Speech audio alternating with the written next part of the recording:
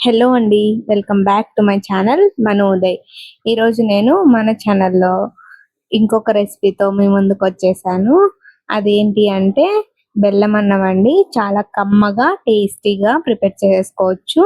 చాలా సింపుల్‌గా గూడా చేసుకోవచ్చండి. అండ్ మీకు కొన్ని టిప్స్ కూడా ఇందులో నేను మీకు షేర్ చేస్తాను. సేమ్ అవే ఫాలో అయిపోయి చేసేసుకోండి. చాలా బాగా వస్తుంది. సో, ఇంకేంటి లేట్ మనం ప్రాసెస్‌లోకి వెళ్ళిపోదామా? సో, ఇక్కడ నేను ఒక కప్పు రైస్ తీసుకున్నానండి. ఒక కప్ రైస్ తీసుకొని నీట్‌గా కడుక్కొని 2-3 టైమ్స్ కడుక్కొని వాష్ చేసుకొని పెట్టుకోండి. సో, ఇలా వాష్ చేసుకున్న తర్వాత ఇందులో నేను అదే కప్పుతో 4 కప్పుల కొలతలతో వాటర్ వేసుకుంటున్నానండి. సో, ఒక కప్పు బియ్యానికి 4 కప్పులు నీళ్లు వేసుకుంటున్నాను. చూసారా, ఆల్రెడీ 2 కప్పులు వేసుకున్నాను కదా! ఇప్పుడు 2 కప్పులు యాడ్ చేసేసుకున్నానండి.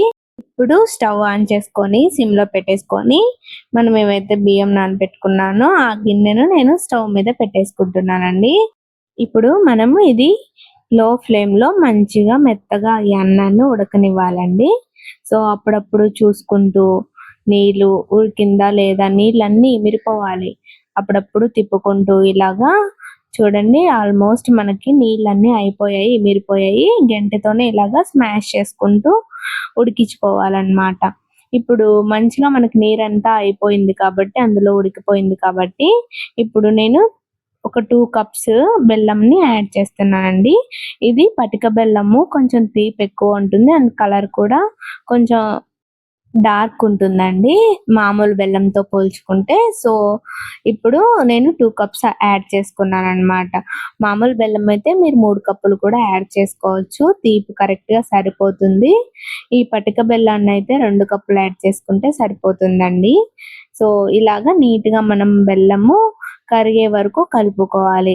ఇలా కాకుండా పక్కన మీరు వాటర్‌లో అయినా బెల్లంని కరిగించుకొని ఇందులోకి యాడ్ చేసుకోవచ్చండి. ఏదైనా రాళ్ళు, చెత్త ఏమైనా ఉంటుంది అని మీకు అనుకుంటే అలాగైనా మీరు పక్కన కరగబెట్టుకొని ఇందులోకి యాడ్ చేసుకోవచ్చు. ఇలా అయినా వేసుకోవచ్చు మీ ఇష్టం.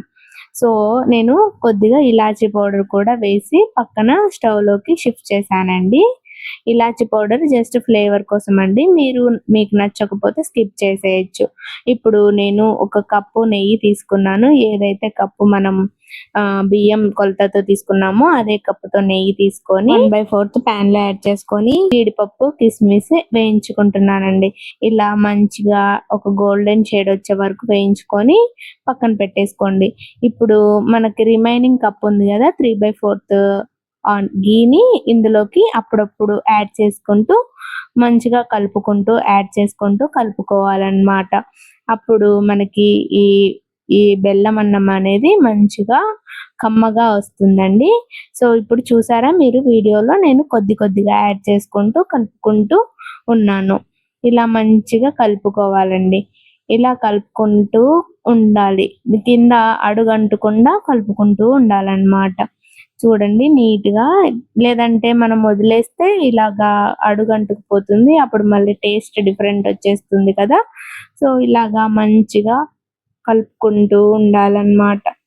ఇప్పుడు మనకి నెయ్యంతా మంచిగా మిక్స్ అయిపోయింది కదా! ఇప్పుడు మనం ఏదైతే వేయించుకొని పెట్టుకున్నామో జీడిపప్పు, కిస్మిస్ అవి కూడా ఇందులోకి యాడ్ చేసేసుకుంటున్నానండి. ఇది కూడా మంచిగా కొద్దిగా నెయ్యి అనేది మిగిలి ఉంటుంది కదా! అందులోకి మొత్తం యాడ్ చేసేసుకొని ఇది కూడా బాగా కలుపుకోవాలి. చూసారా, ఇది కొంచెం దగ్గర పడింది కదా! ఇలా దగ్గర పడితే సరిపోతుందండి. ఇంకా మరీ గట్టిగా అవ్వాల్సిన అవసరం లేదు. ఈ కన్సిస్టెన్సీ అయితే సరిపోతుంది. ఇప్పుడు స్టవ్ ఆఫ్ చేసుకొని దింపేసుకోవడమే. ఈ ప్రసాదాన్ని మంచిగా దేవుడికి పెడితే చాలా బావుంటుందండి. కమ్మగా ఉంటుంది. ఈ ప్రసాదం మీరు చేసుకోండి. ఖచ్చితంగా ట్రై చేయండి. అండ్ నాకు కామెంట్స్‌లో కూడా షేర్ చేయండి. ఈ ప్రసాదం ఎన్ని రోజులైనా నిల్వ ఉంటుందండి. ప్రసాదాన్ని ఎవరికి పంచినా ఆహా అంటూ మిమ్మల్ని పొగిడేస్తారు. చాలా బావుంటుందండి. మీరు కూడా ఖచ్చితంగా ట్రై చేయండి. సేమ్ టిప్స్ ఫాలో అయిపోయి. సో, ఇలాంటి మరిన్ని రెసిపీస్ కోసం మన ఛానల్‌ని సబ్స్క్రైబ్ చేసుకోవడం మాత్రం మర్చిపోకండి. అండ్ మీ ఫ్రెండ్స్ అండ్ ఫ్యామిలీకి తప్పకుండా షేర్ చేయండి. So, thanks for watching.